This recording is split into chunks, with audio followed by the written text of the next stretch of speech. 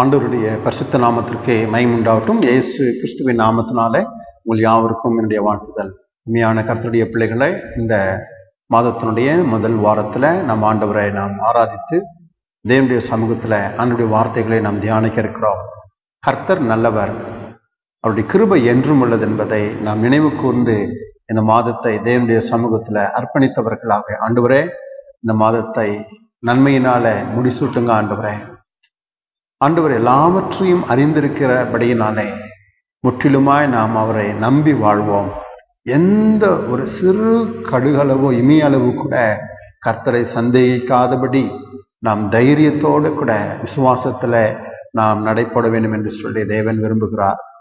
அருமையானவர்களே, தொடர்ந்து நாம் ஆண்டு சமூகத்துல கூடுகின்றதான நேரம் எல்லாம் தேவன் அநேக காரியங்களை நமக்கு சொல்லிக் கொடுக்கின்றார். வாழ்க்கையில முன்னேறக்கூடியதான பாதைகள் அவரிடத்துல உண்டு. உலகத்தினுடைய வழிகள், அதனுடைய முடிவுகள் எல்லாம் மரண வழிகள். நன்மை ஒன்றும் இந்த உலகத்துல இல்லவே இல்லை. நல்லது போல தோன்றுகின்ற அதனுடைய காரியங்கள், அதனுடைய முடிவெல்லாம் மோசமானதாக தான் இருக்கின்றது. ஆகையினால பரிசுத்த வேதாகமம் சொல்லுகின்றதான இந்த தேவனுடைய வார்த்தைகள் ஒரு காலம் நம்மை தவறான வழியில நடத்தாதபடி நீதியின் பாதையிலே தேவன் நம்மை நடத்த உண்மையுள்ளவராக இருக்கிறார்.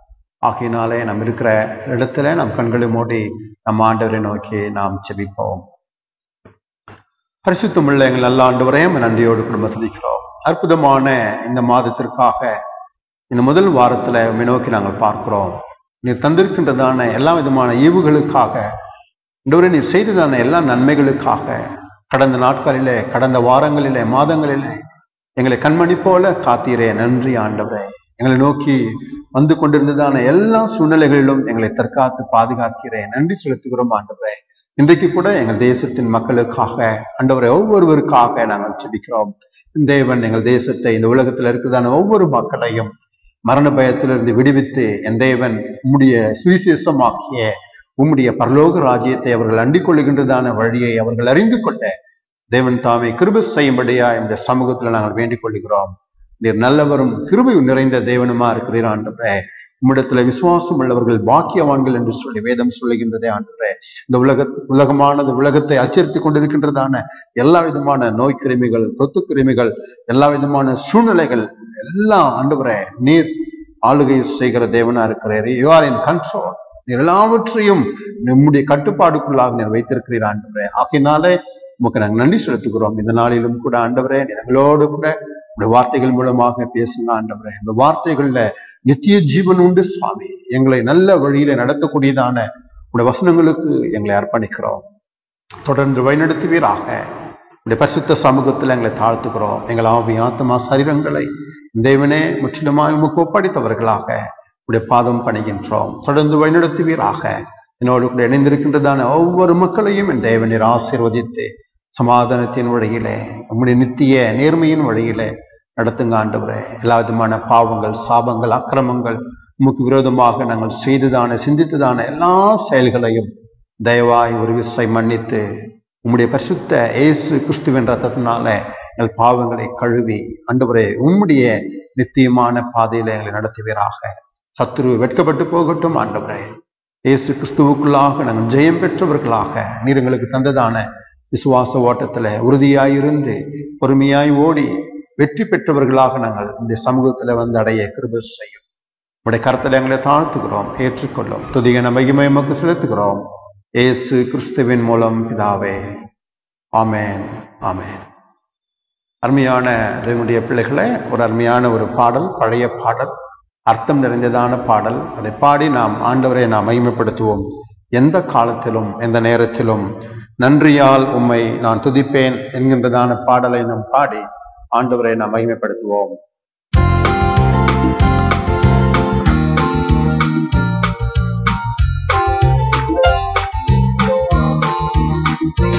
எந்த காலத்திலும் எந்த நேரத்திலும் நன்றியால் உம்மை நான் துதிப்பேன். இயேசுவே உம்மை நான் துதிப்பேன், துதிப்பேன். எந்த வேளையிலும் துதிப்பேன். இயேசுவே உம்மை நான் துதிப்பேன், துதிப்பேன், எந்த வேளையிலும் துதிப்பேன். ஆதியும் நீரே, அந்தமும் நீரே, ஜோதியும் நீரே, என் சொந்தமும் நீரே. தாய் தந்தை நீரே, ஆதியும் நீரே, ஆபரம் நீரே, என் தாரகம் நீரே. எந்த காலத்திலும் எந்த நேரத்திலும் நன்றியால் உம்மை நான் துதிப்பேன். இயேசுவே உம்மை நான் துதிப்பேன், துதிப்பேன், எந்த வேளையிலும் துதிப்பேன். இயேசுவே உம்மை நான் துதிப்பேன், துதிப்பேன், வேளையிலும் துதிப்பேன். வாழ்விலும் நீரே, தாழ்விலும் நீரே, வாதையில் நீரே, என் பாதையில் நீரே. வானிலும் நீரே, பூவிலும் நீரே, ஆழியில் நீரே, என் ஆபத்தில் நீரே. எந்த காலத்திலும் எந்த நேரத்திலும் நன்றியால் உம்மை நான் துதிப்பேன். இயேசுவே உம்மை நான் துதிப்பேன், துதிப்பேன், வேளையிலும் துதிப்பேன். இயேசுவே உம்மை நான் துதிப்பேன், துதிப்பேன், எந்த வேளையிலும் துதிப்பேன். இன்பமும் நீரே, இன்னல் வேளையில் மாறாதவர் நீரே. துன்ப நேரத்தில் இன்பமும் நீரே, இன்னல் வேளையில் மாறாதவர் நீரே. எந்த காலத்திலும் எந்த நேரத்திலும் நன்றியால் உம்மை நான் துதிப்பேன். இயேசுவே உம்மை நான் துதிப்பேன், துதிப்பேன், எந்த வேளையிலும் துதிப்பேன்.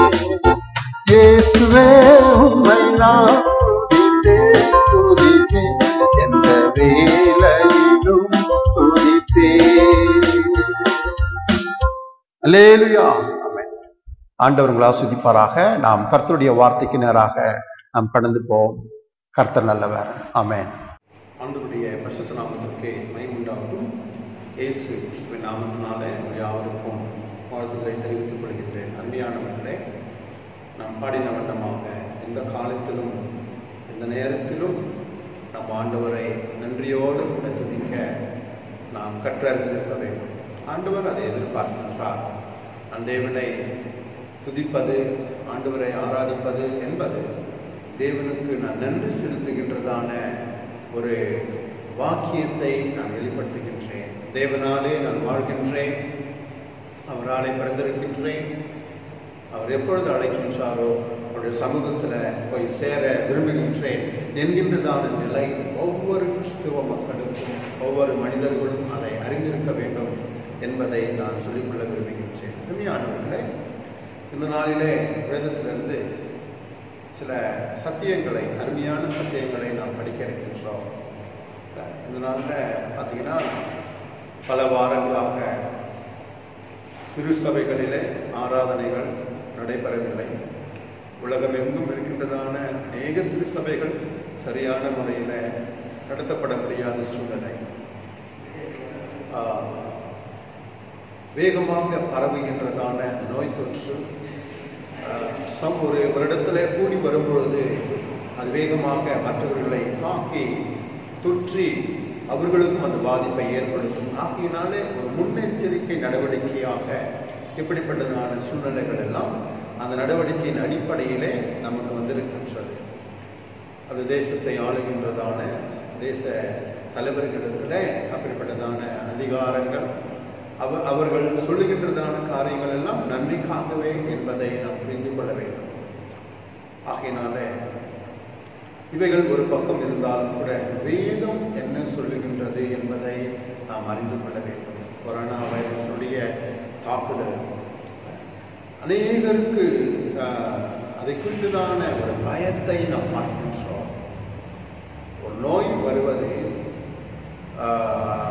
இந்த நாட்களிலே சகஜம் என்று சொல்லுவதை காட்டிலும் நோய் பரவக்கூடியதான சூழ்நிலைகள் அதிகரிக்கும் பொழுது அதனுடைய வேகம், நோய் தொற்று மற்றவர்களை தாக்குகின்றதான நோய் தொற்று அதிகமாகின்றதை நாம் பார்க்கிறோம்.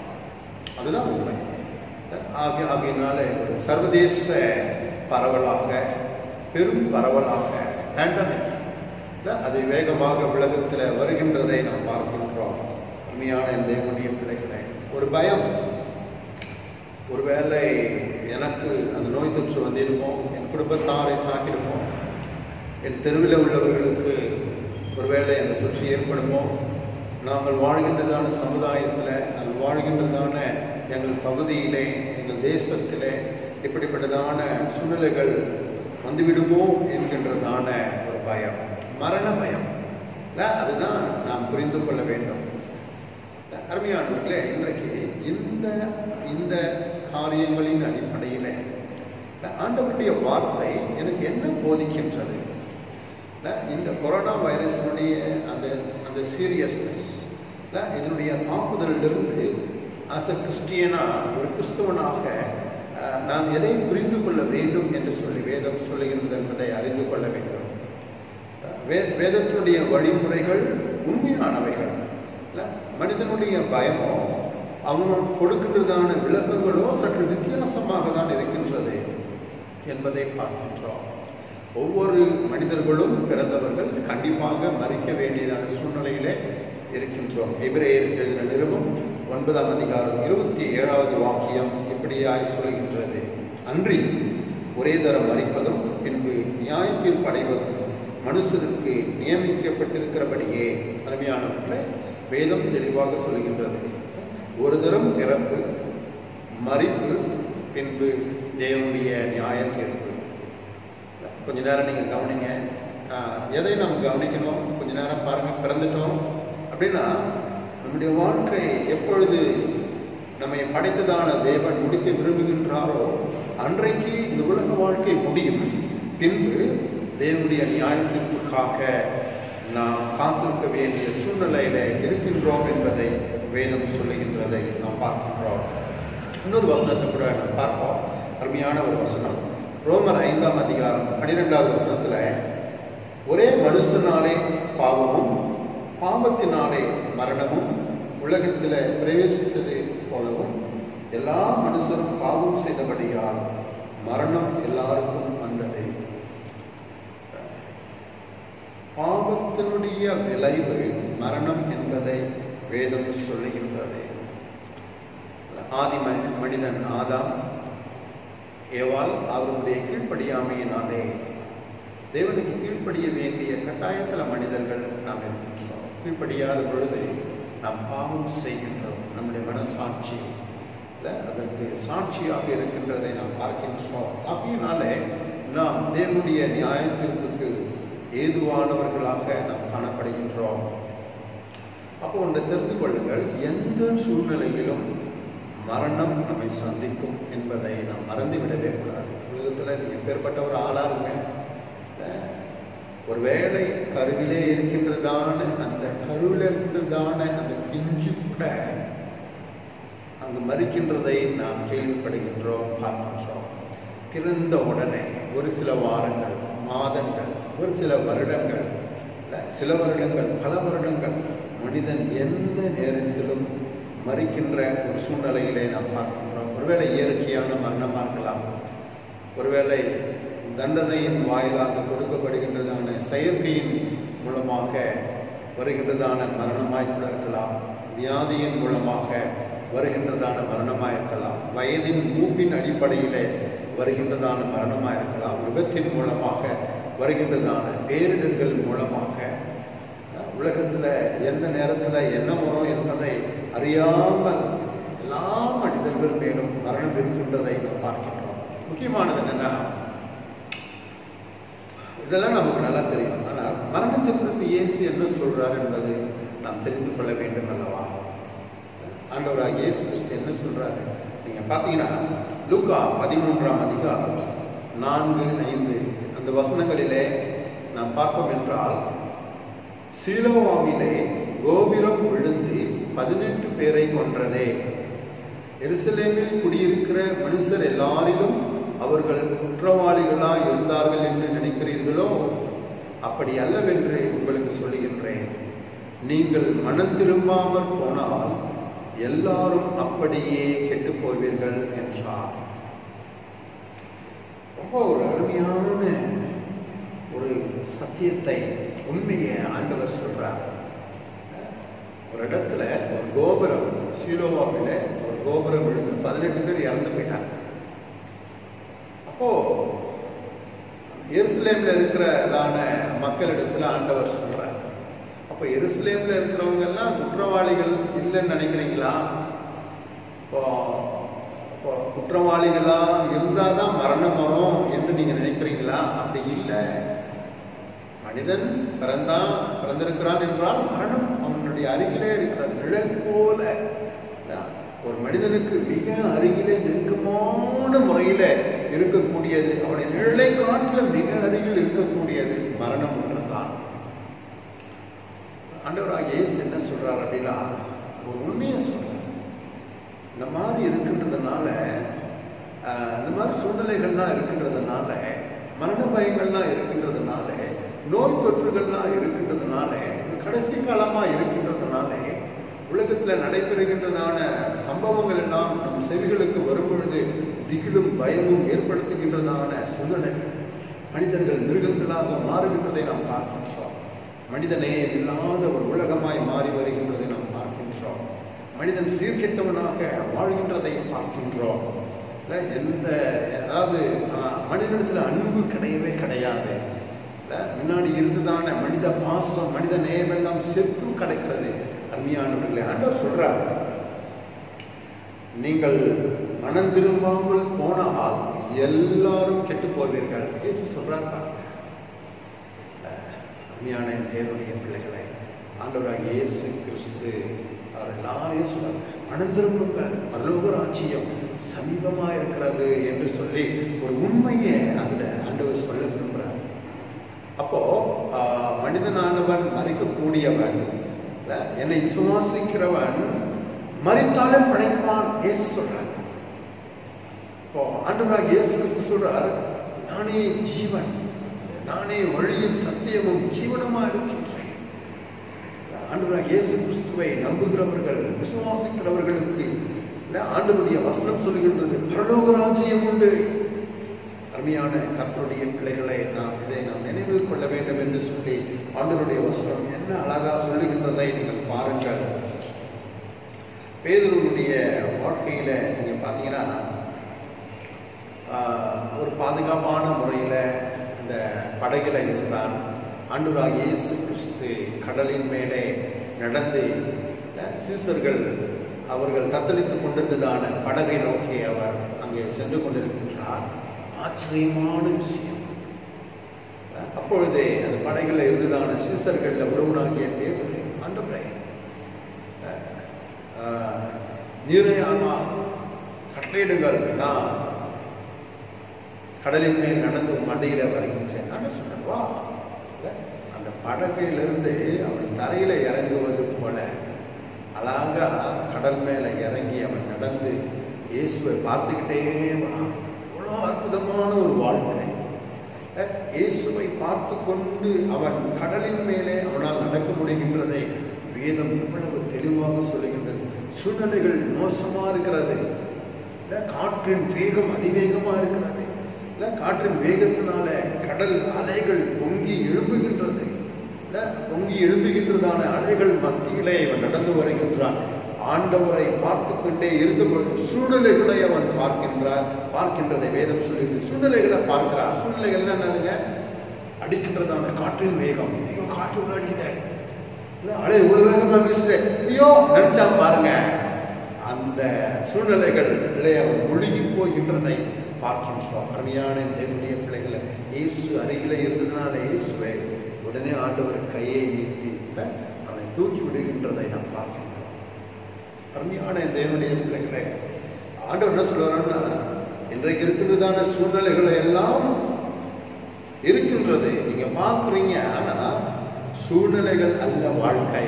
நானே உங்களுக்கு வாழ்க்கையா இருக்கிறேன், என்னை நம்பி நீங்க வாங்க. இந்த பேண்டமிக், இந்த COVID-19 கொரோனா வைரஸுடைய தாக்குதல் ஒரு மோசமான ஒரு சூழ்நிலைகளை உண்டாக்கினால், சூழ்நிலைகளை பார்க்காதீங்க. சூழ்நிலைகளை எல்லாவற்றையும் ஆண்டு கொண்டிருக்கின்றதான தேவன். ஆண்டவரை மீறி உலகத்தில் ஒன்றும் நடைபெறாது என்பதை நாம் அறிந்து கொள்ள வேண்டும். அருமையான தேவனுடைய பிள்ளைகளை, கர்த்தர் எவ்வளவு நல்லவர் என்பதை பாருங்கள். அப்போ ஒவ்வொரு மனிதனுக்குள்ளும் இருக்கின்றதான அந்த மரண பயம் என்ன நம்ம கற்றுக்கொள்ளுகின்றோம் என்றால், இப்போ எனக்கு இந்த மாதிரி ஒரு சத்தியத்தை ஆண்டவர் எனக்கு சொல்லியிருக்கிறாரு. நான் மரணத்தை குறித்து பயப்படணும்னு எனக்கு அவசியமே இல்லை. சூழ்நிலைகளை பார்த்தா தான் எனக்கு, ஏன் சூழ்நிலைகளை பார்த்து நான் ஏன் பயப்படணும்? ஐயோ, ஆண்டவர் இருக்கிறாரு. ஆண்டவர் சூழ்நிலைகளை காட்டிலும் பெரியவராச்சு. கொரோனா வைரஸ்லாம் ஒண்ணுமே இல்லை. அதெல்லாம் ஆண்டவருடைய அனுமதி பெற்றுதானே ஒவ்வொரு காரியங்களும் இந்த உலகத்துல வருகின்றதை நாம் பார்க்கின்றோம். தேவன் அறியாமல் இந்த உலகத்துல ஏதாவது நடக்க முடியுமா? ஒன்றும் முடியவே முடியாது. கொஞ்ச நேரம் நீங்க யோசனை பண்ணி பாருங்க. அருமையான என்னை கேட்டுக்கொண்டிருக்கின்றதான தேவ பிள்ளைகளை, அருமையான கிறிஸ்தவ மக்களை, கிறிஸ்தவ மக்களுக்கு எந்த ஒரு சூழ்நிலையிலும் மரண பயம் ஒரு காலம் வரவே கூடாது. ஆண்டவர் எவ்வளவு அருமையான தேவன். மரண பயத்தில் இருக்கிறவர்களுக்கு நாம் இயேசு கிறிஸ்துவை காண்பித்துக் கொடுக்கக்கூடியதான நபர்களாக நாம் இருக்கின்றோம். இயேசு கிறிஸ்துவை நீங்கள் அறிவியுங்கள், அது சுவிசேஷம், நற்செய்தி. இயேசு கிறிஸ்து மரண பயத்தில் இருக்கிறவர்களுக்கு அந்த ரட்சிப்பை கொடுக்கின்றதான தேவன்.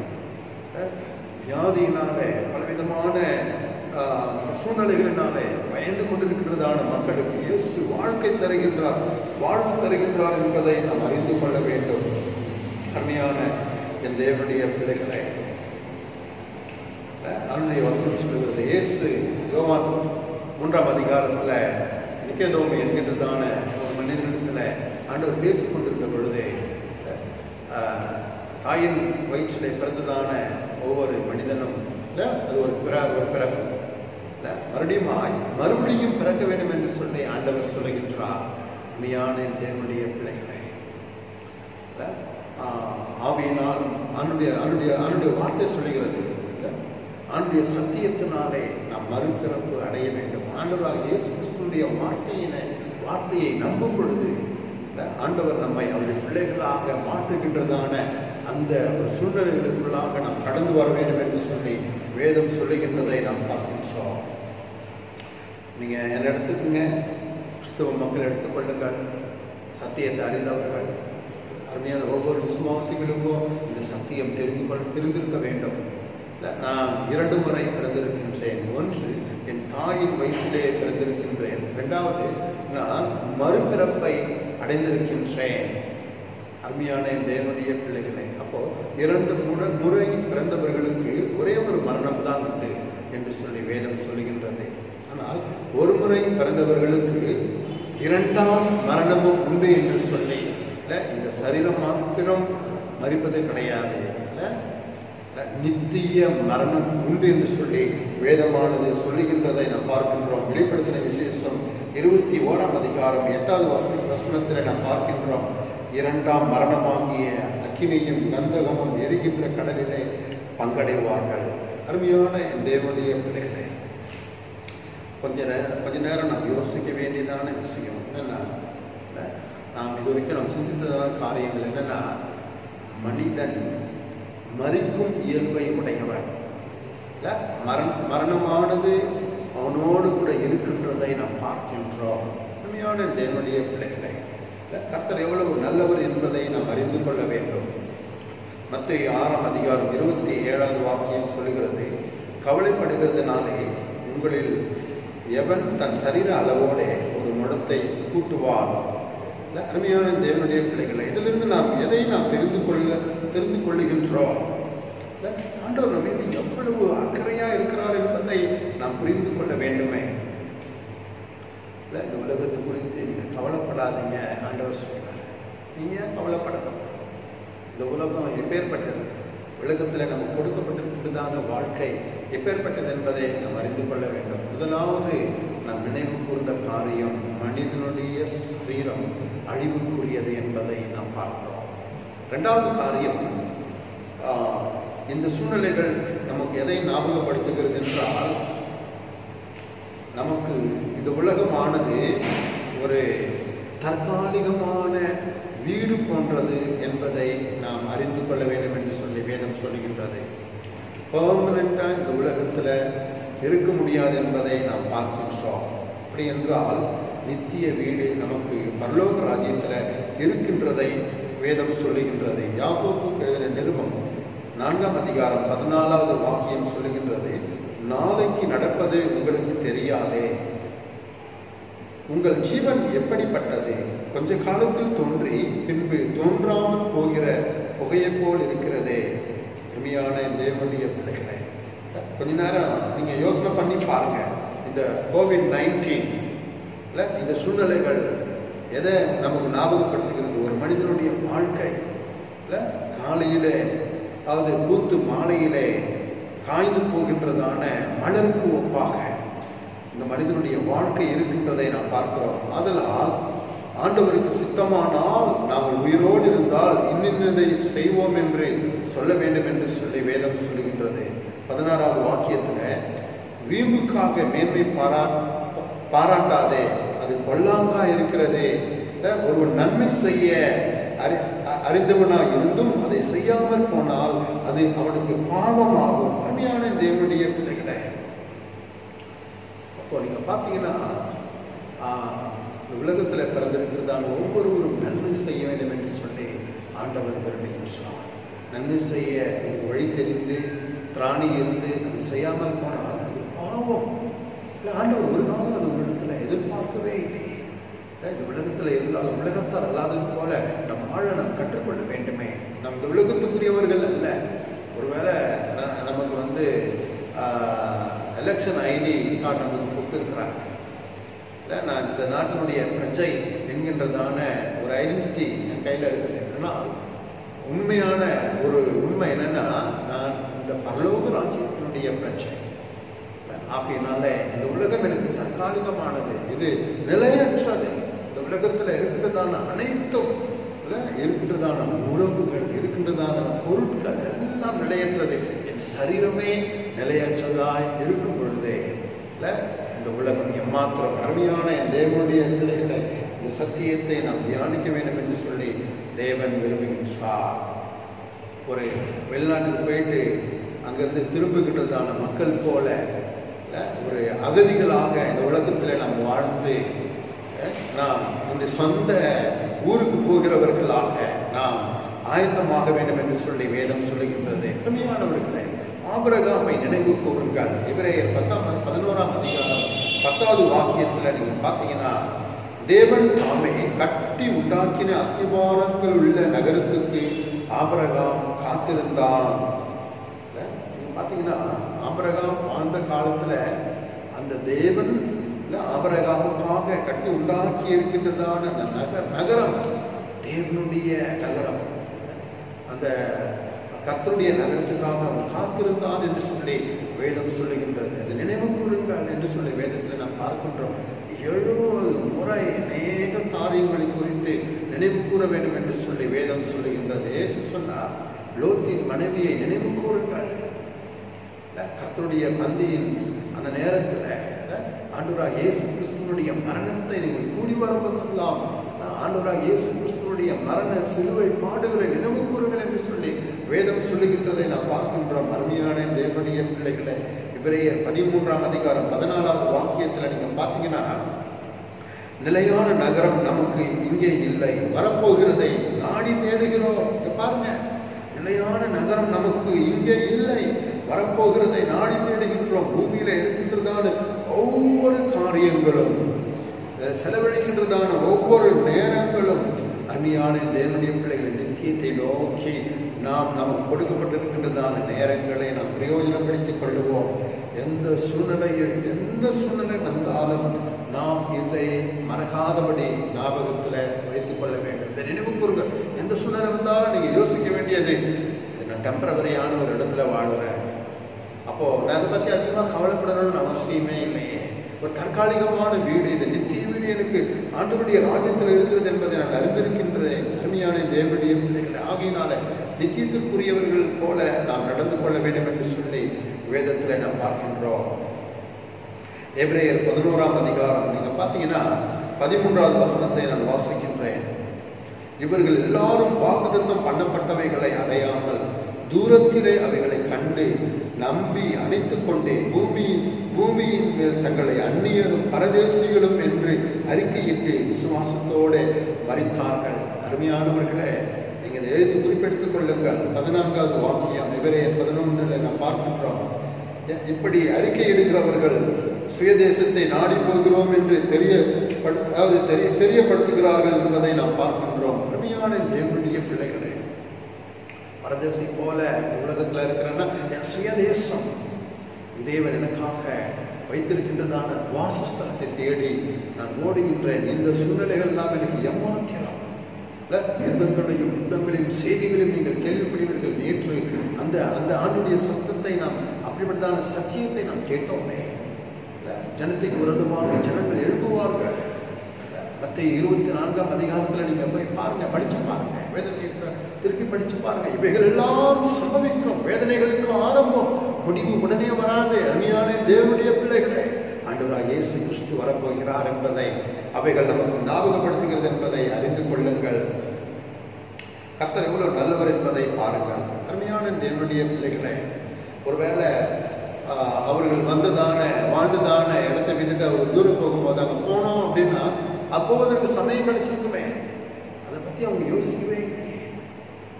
அருமையான என்னை கேட்டுக்கொண்டிருக்கின்றதான தேவர்களே, அருமையான தெய்வ ஊழியர்களே, அருமையான சிறு பிள்ளைகளே, இளைஞர்களே, வாலிபர்களே, இந்த தேசத்தில் வாழ்கின்றதான ஒவ்வொரு மக்களை நீங்கள் அறிந்து கொள்ளுங்கள். இந்த உலகம் தற்காலிகமானது. ஒரு உண்மையை தெரிஞ்சுக்கிட்டு உண்மைக்கு பின்னாக வாங்க. இயேசு அழைக்கிறார். ஆண்டவர் உங்களை கைவிடவே மாட்டார். சரியான பாதையிலே நடத்துவார். இந்த உலகத்தில் எந்த ஒரு பாதையும் நித்திய ஜீவனுக்கு நேராக வழிநடத்தாது என்பதை அறிந்து கொள்ளுங்கள். ஆண்டவராக இயேசு கிறிஸ்து ஒருவர் மாத்திரம்தான் இந்த உலகத்தில் சொல்லியிருக்கிறார், நானே வழியும் சத்தியமும் ஜீவனுமா இருக்கிறேன். பரலோக ராஜ்யத்திற்கு என்னுடைய உதவி இல்லாமல், என்னால் இல்லாமல் ஒருவனும் பரலோக ராஜ்யத்துக்கு போக முடியாது என்று சொல்லியிருக்கிறாரே. நாம் செய்கின்றதான எந்த காரியங்களும் அங்கு கொண்டு வராது. அருமையான தேவனுடைய பிள்ளைகளை, இயேசு நல்லவர் என்பதை நீங்கள் அறிந்து கொள்ளுங்கள்.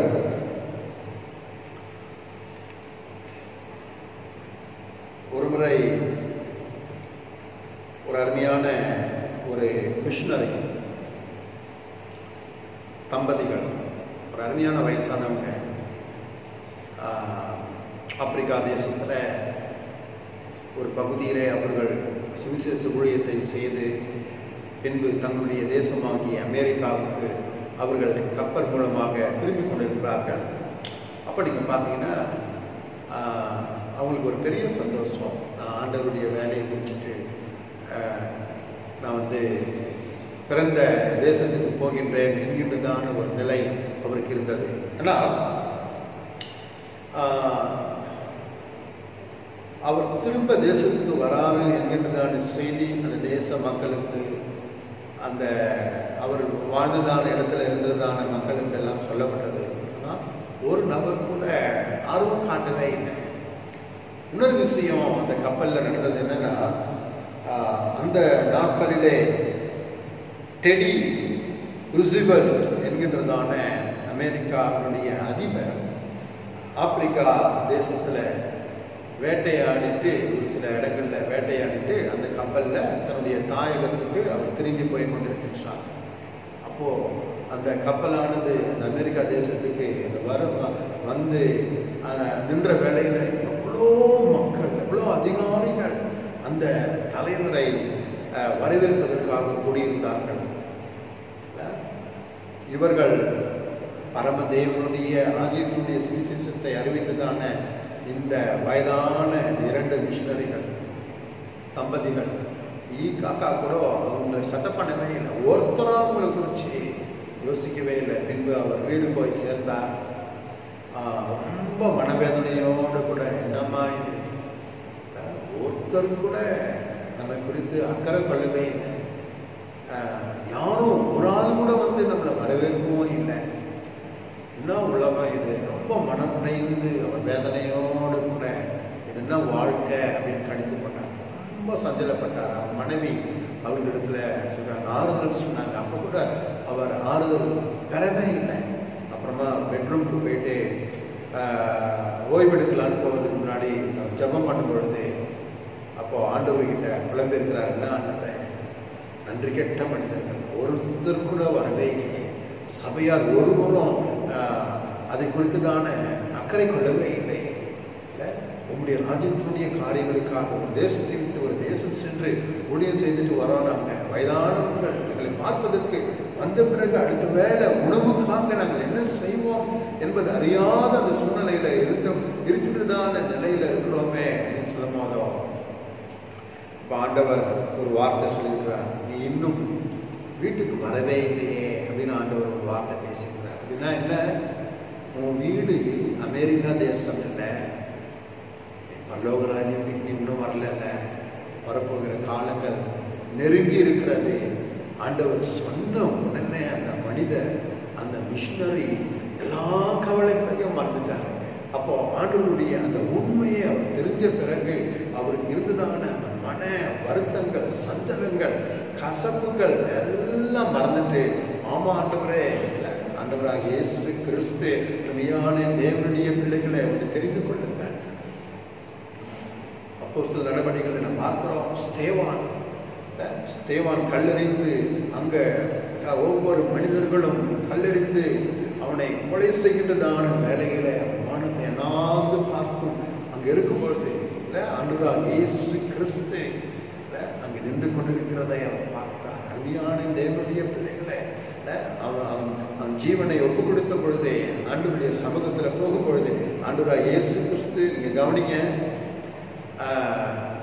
உலகத்துல ஏதாவது உயர்ந்த பதவியில இருக்கிறவங்க, எம்எல்ஏவோ மந்திரியோ பிரதம மந்திரியோ கவர்னரோ அந்த மாதிரி பிரசிடென்ட்டோ யாராவது உட்கார்ந்து இருக்கும் போதோ எல்லாரும் அவர்கள் நிலையில இருப்பாங்க. ஆனா அவர்கள் எழுந்து நின்னா எங்கெல்லாம் உட்கார்ந்து இருக்கிறாங்களோ எல்லாரும் எழுந்து நிற்பாங்கல்ல, ஒரு மரியாதை.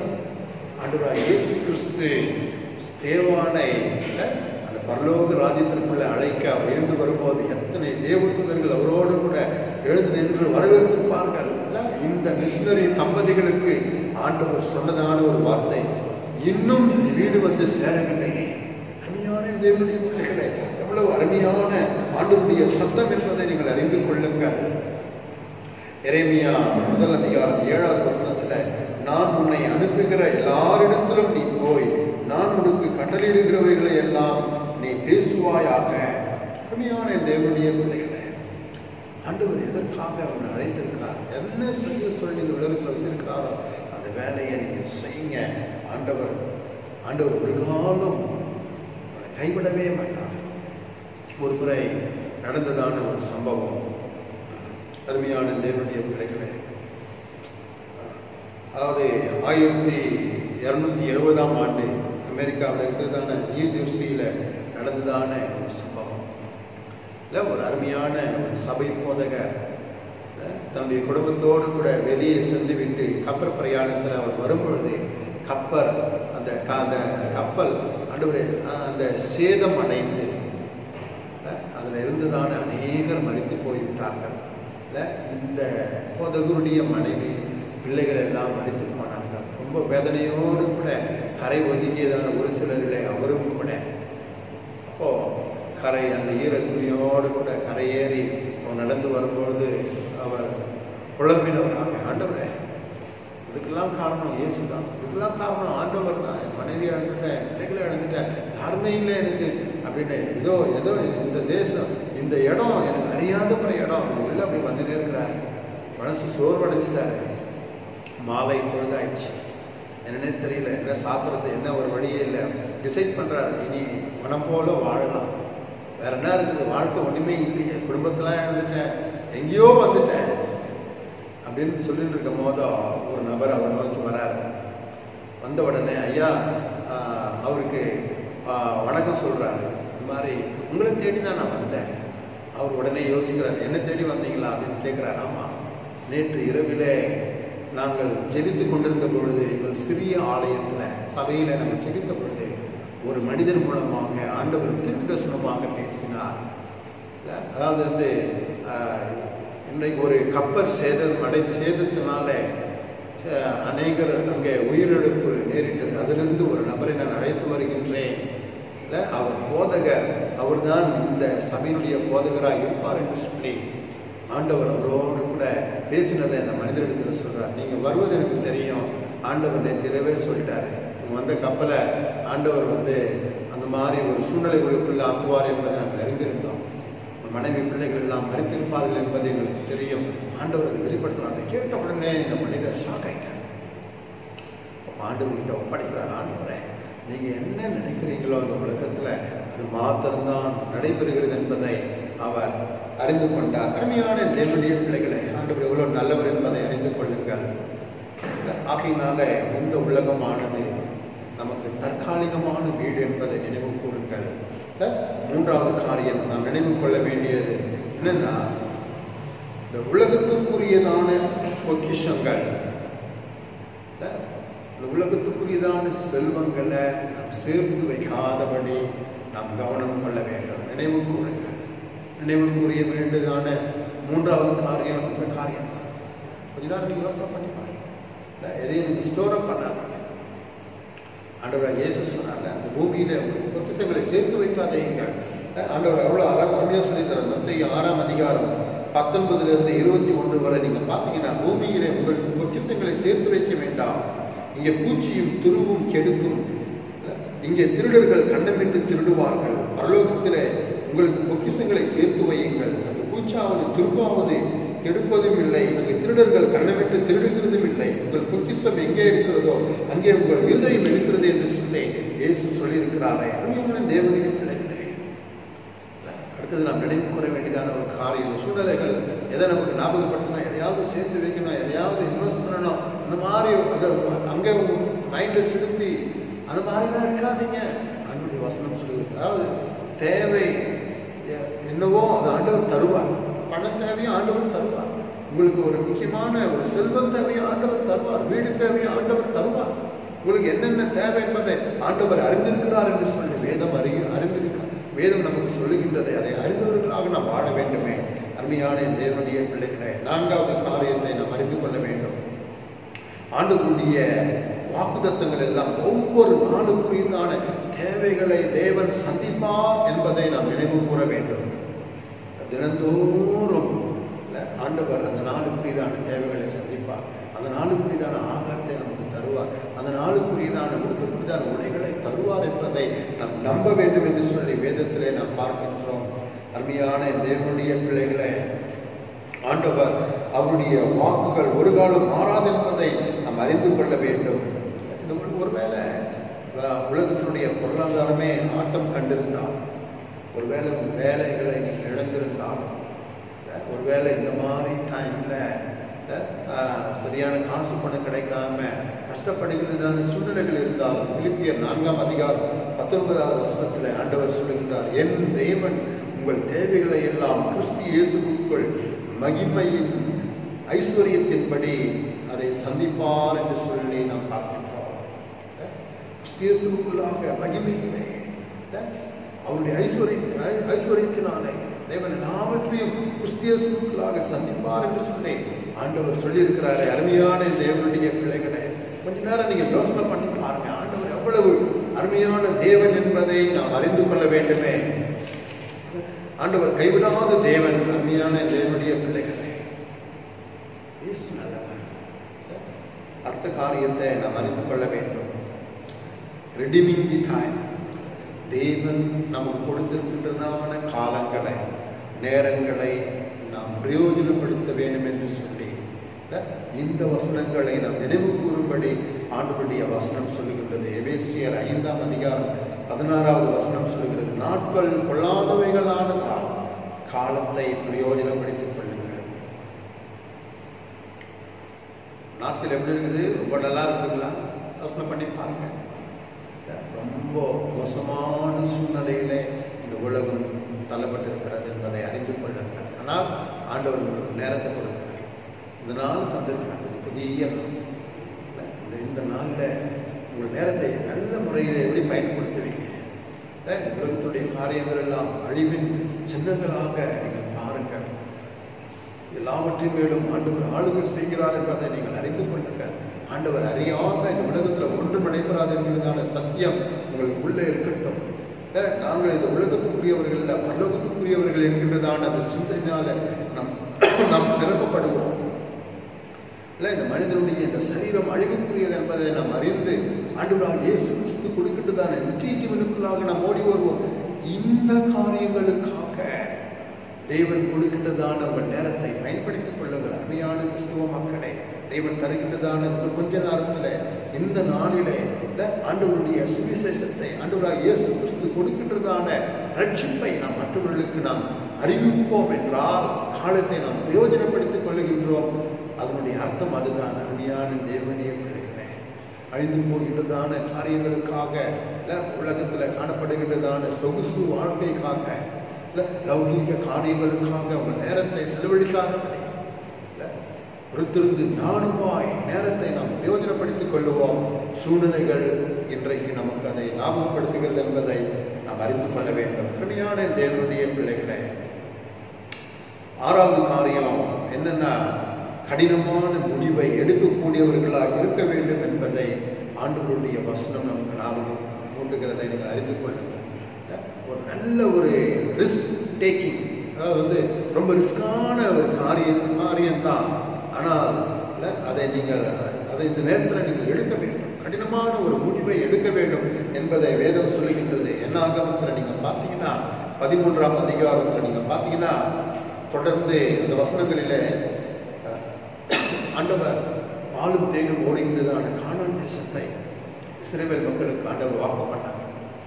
மோசே கோத்திர பிதாக்கள் அந்த வரிசையில் 12 கோத்திரத்திலிருந்து 12 நபர்களை, வேவுக்காரர்களை தெரிந்து கொண்டு நீங்கள் போயிட்டு அந்த தேசத்தை, கானான் தேசத்தை வேவு பார்த்து விட்டு வாருங்கள் என்று சொல்லி அனுப்புகிறார். உண்மையானவர்களே, அதில் திரும்பி வந்து தானே அந்த 12 பேரில் 10 பேர் துர்ச்செய்தியை பரப்பினார்கள்.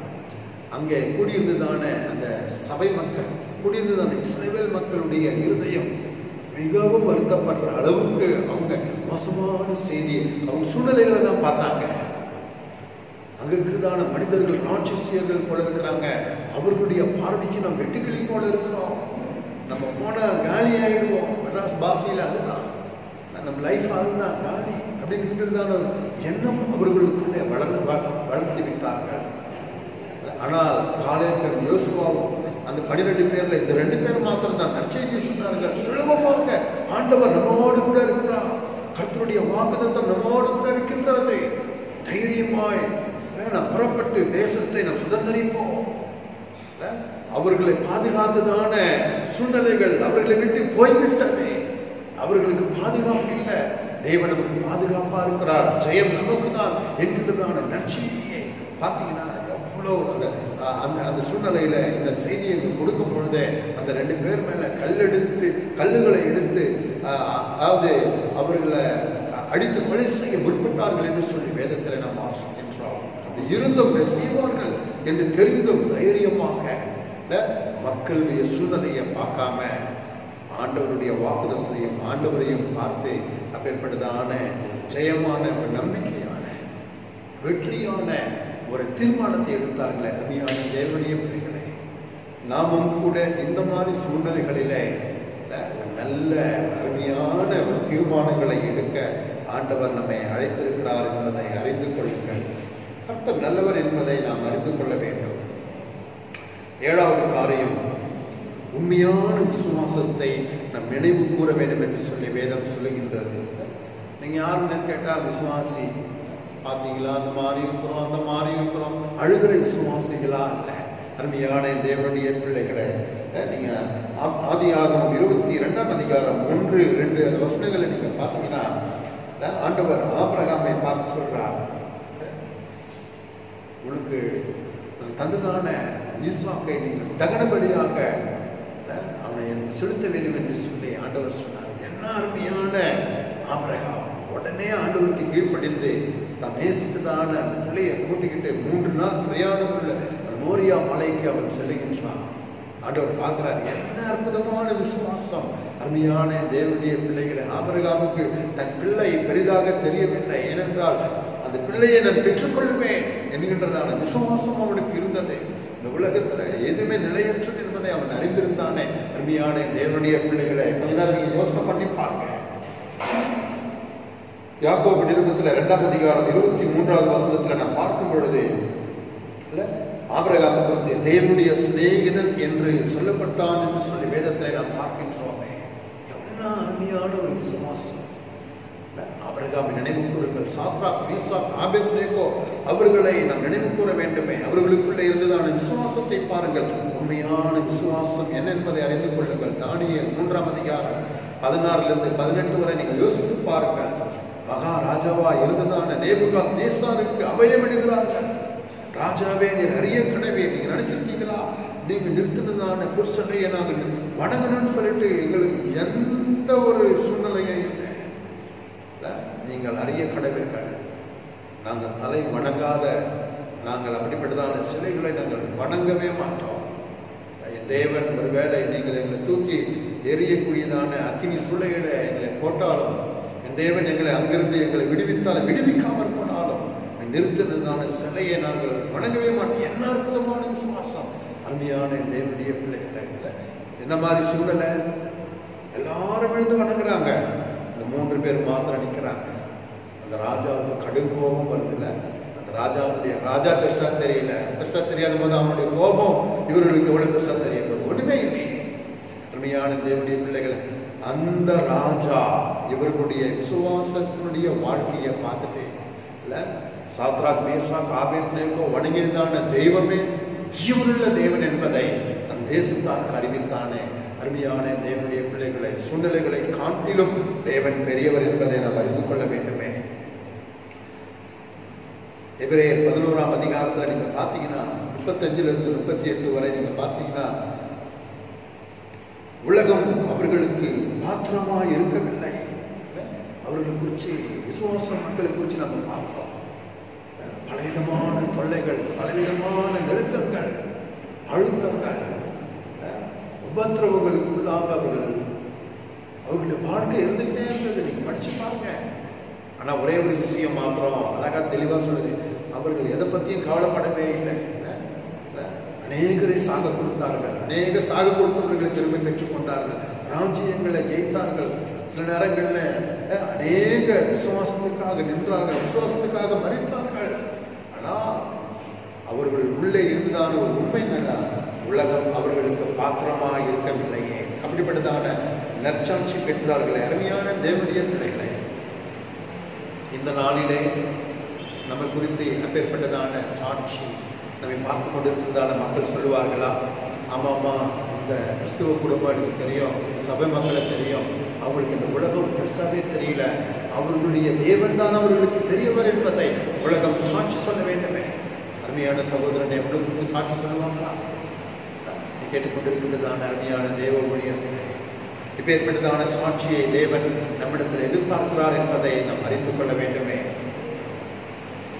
8வது காரியம் என்னன்னா, நாம் நினைவு கூற வேண்டியது, தேவன் தேசத்தை நியாயம் தீர்க்க போகிறார் என்பதை அறிந்து கொள்ளுங்கள்.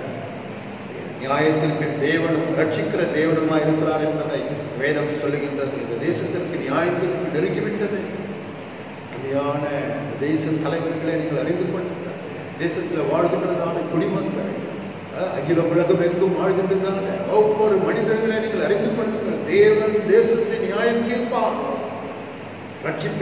ரட்சிக்கின்றதான தேவன் அவர் நியாயாதிபதி. ஒரு வசனத்தை நான் உங்களுக்கு, அருமையான ஒரு வசனம் ஒன்று இருக்கிறது. ஏசாயா 45ஆம் அதிகாரம் 7வது வாக்கியம் சொல்லுகின்றது, ஒளியை படைத்து இருளையும் உண்டாக்கினேன், சமாதானத்தை படைத்து தீங்கையும் உண்டாக்குகிறவர் நானே, கர்த்தராகிய நானே இவைகளை எல்லாம் செய்கிறவர். ஒளியை படைத்து, வெளிச்சத்தை படைத்து இருளை அதிலிருந்து உண்டாக்கினேன் என்று சொல்றாரு.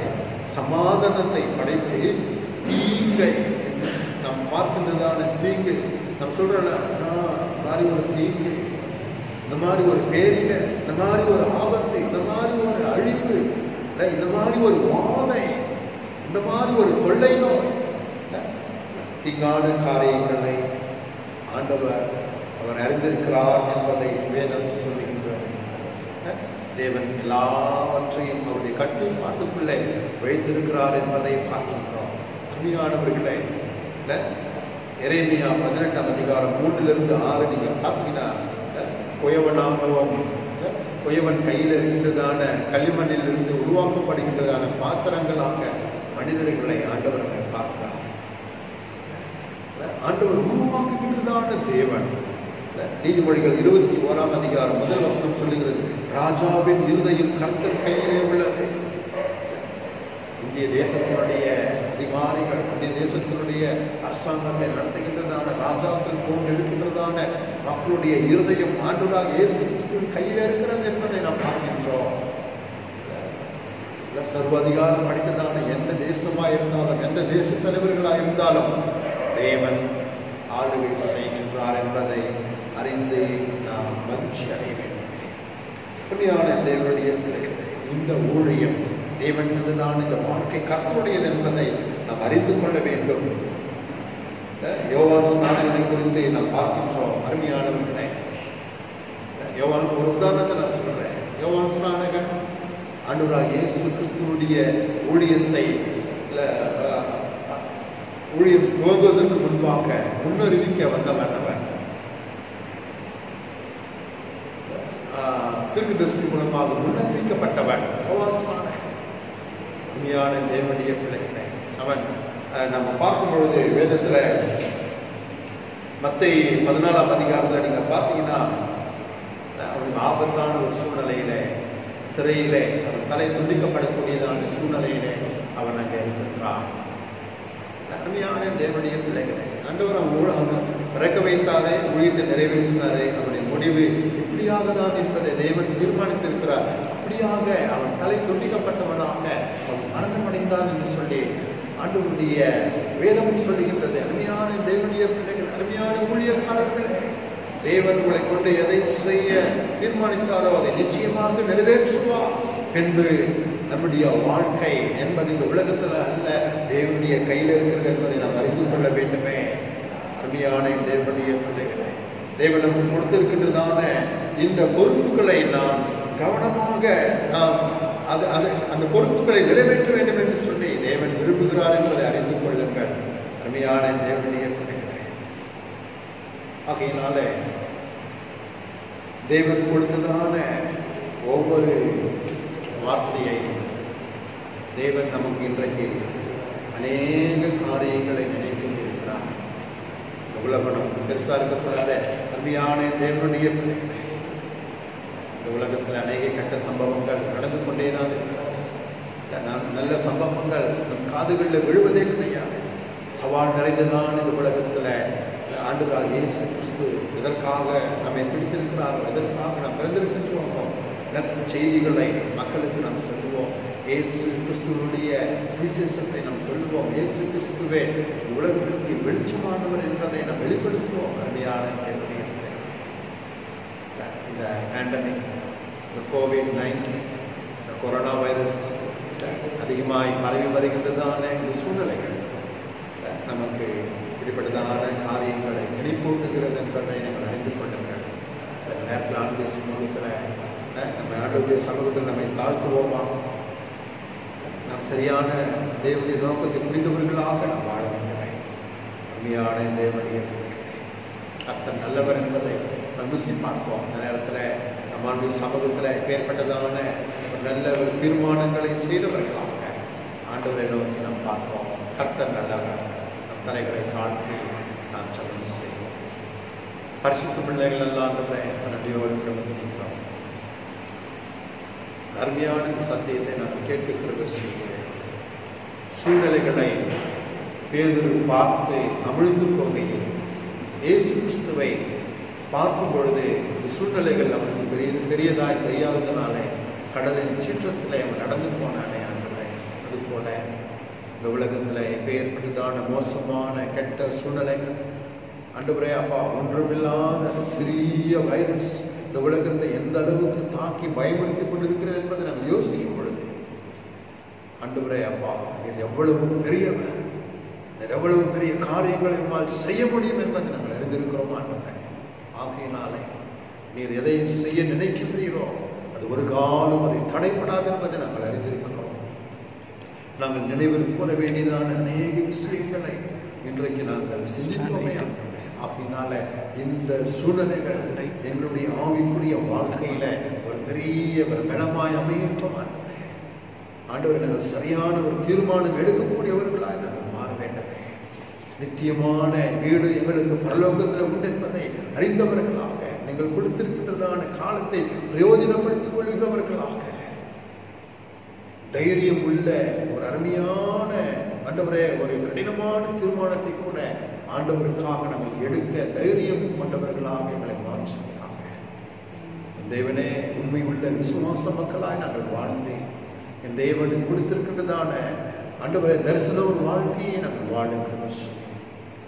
ஆண்டவரே கேட்டுக்கொண்டிருக்கிறதான ஒவ்வொரு சிறு பிள்ளைகளையும் இளைஞர்களையும் வாலிபர்களையும் ஊழியர்களையும் ஒவ்வொரு குடும்ப தலைவர்களையும் குடும்ப தலைவர்களையும் படிக்கின்றதான மக்களையும் வேலை செய்கிறவர்களையும் அரசாங்கத்தில் வேலை செய்கிறவர்கள் தனியார் இடத்துல வேலை ஒவ்வொரு நபரையும் தேச தலைவர்கள் ஒவ்வொருவரையும் நாங்கள் அர்ப்பணிக்கின்றோம். தேவன் பொறுப்பெடுத்துக் கொள்ளுங்கள். இந்த நோய் தொற்றிலிருந்து இந்த மக்களை விளக்கி இந்த நாம மகிமை பெற சித்தம் என்னவோ அதை எங்கள் வாழ்க்கையில செய்து இந்த நாமத்தை மகிமைப்படுத்தினார். இந்த மாதம் முழுமையாய் கர்த்தர் எங்களுக்கு தருவீர் என்றால் இந்த நாம எங்கள் வாழ்க்கையில மகிமைப்படுகின்ற அளவுக்கு நாங்கள் வாழ எங்களை அர்ப்பணிக்கின்றோம். ஏசு நல்லவர். இந்த கர்த்தரை எங்களை தாழ்த்தி அர்ப்பணிக்கிறோம். துதிகன மகிமையெல்லாம் கொண்டே செலுத்துகிறோம். ஏசு கிறிஸ்துவின் மூலம் உண்டாவே. ஆமென். என் ஆத்மாவே கர்த்தரை ஸ்தோத்திரி, என் முழு உள்ளமே அவருடைய பரிசுத்த நாமத்தை ஸ்தோத்திரி. என் ஆத்மாவே கர்த்தரை ஸ்தோத்திரி, அவர் செய்த சகல உபகாரங்களையும் மறந்தாதே. நம்முடைய கர்த்தராகிய இயேசு கிறிஸ்துவுடைய கிருபையும் பிதாவாகிய தேவனுடைய அன்பும் பரிசுத்த ஆவியானவருடைய நடத்துதல் பாதுகாப்பு நம்மோடும் சகல பரிசுத்தவான்களோடும் ஆண்டவருடைய வருகை மட்டும் என்றும் இருப்பதாக. ஆமென். உண்மையான கர்த்தருடைய பிள்ளைகளை நான் எப்பொழுதும் சொல்வது போல இந்த வாரத்தில் ஒரு வேலை பர்த்டே வெட்டிங் டே அதாவது இந்த மாதிரி நாட்கள் இருக்கும் அப்படின்னா ஆண்டுடைய சமூகத்தில் நீங்கள் காத்திருந்து ஆண்டவருடைய ஆசீர்வாதத்தை பெற்றுக்கொள்ளுங்கள். கர்த்தர் உங்களை ஆசீர்வதிப்பாராக. ஆமென். God bless you all.